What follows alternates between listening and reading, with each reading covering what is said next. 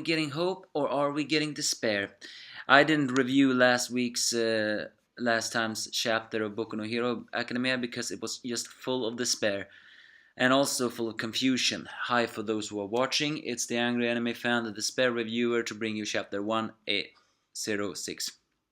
Also, turns out that the next popularity poll is gonna begin, and I have a very big feeling I'm not gonna like who is gonna come on top. Why? Because people only vote for the real bad characters. Well, don't get me wrong. The first popularity polls, that was awesome, but I just have a feeling it's gonna be some characters I'm not gonna like. And I still haven't gotten over the shock that Japan ranked Uchaku as the number one most hated female character, which probably means she's gonna drop in polls. Either way, the cover page is nice. Either way, Todoroki has passed. Well, that shouldn't be a surprise, but he certainly has passed. And the Tempest guy, or whatever his quirk is, has also passed. And here's something very strange happens. He begins to talk about many things, like a stamp man, some kind of hot hero. Then he just catches a glimpse of Todoroki, and immediately he becomes silent. And he actually forgets what he was talking about when he tries to start it again. And he gives a death glare. Note, he watches Todoroki and he gets a death glare. And this is a complete bozo, hot-headed loudmouth, and he got silent. There is definitely something there.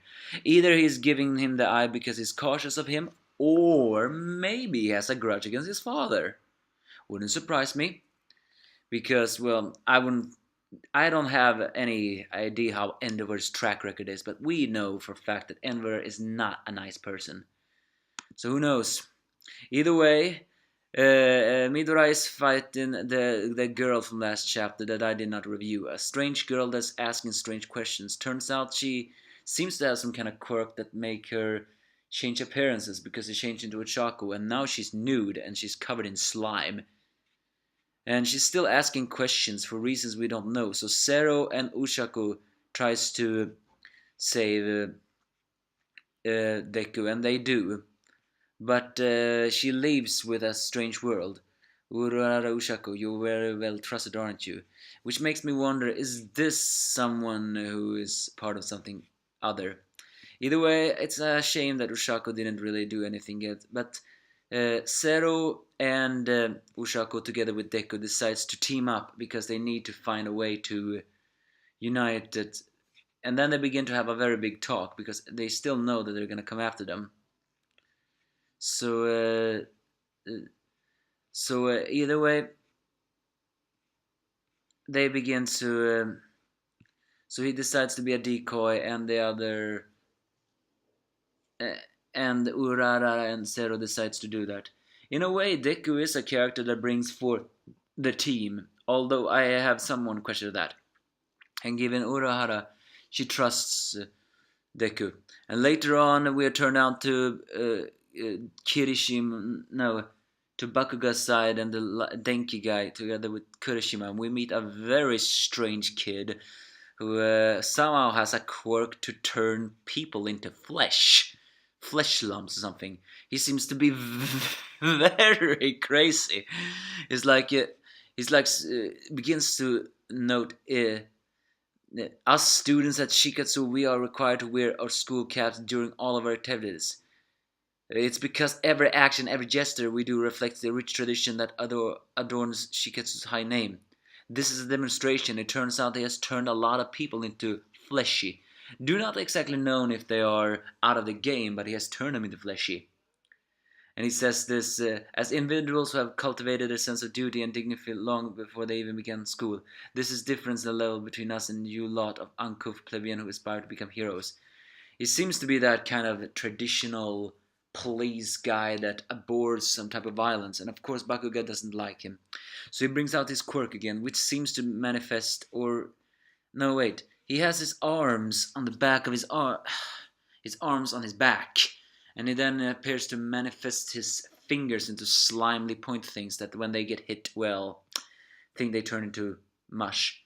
And later on, Aizawa is watching his students as he actually begins to take a note on Bakugou and Deku. And here's something. He has noticed those two particularly, and he's saying they're not the type to bring the class together, nor are they the type to be at the center of attention. That line actually scares me a little. Because in a way, Deku is the exact opposite. Granted, he decided to step down because it's only Ida who can become the true guy. In fact, I'm pretty sure he will come here and he will unite the guys completely. But at the same time, people are drawn to Deku. They like him. They like his personality and they like him. So when he's saying that, doesn't both mean Bakugo or does he tell that Deku is the one who's not to be the center of attention? Because if you think, Bakugo is definitely the one not to bring the class together, but he is always the center of attention because of his, well, way. But Aizawa also mentions that they have spread around the rest of the class. So he describes it as encouraging. No matter what the commotion is, you'll find that one of them is somewhere in the mix. I just have high expectations, and so they begin to fight against the students. The two of them, their presence lifts the class up.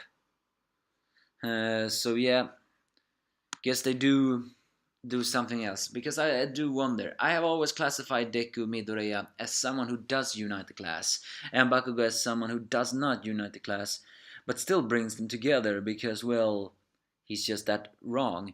At the same time, Deku is not supposed to be a leader per se. Maybe he wants to be a humble man, but his kindness and people are bringing people together.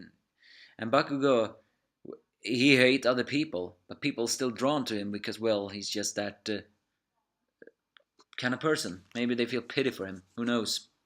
But the despair is getting a little bit stronger because I still have a very big feeling something bad is going to happen next week's chapter.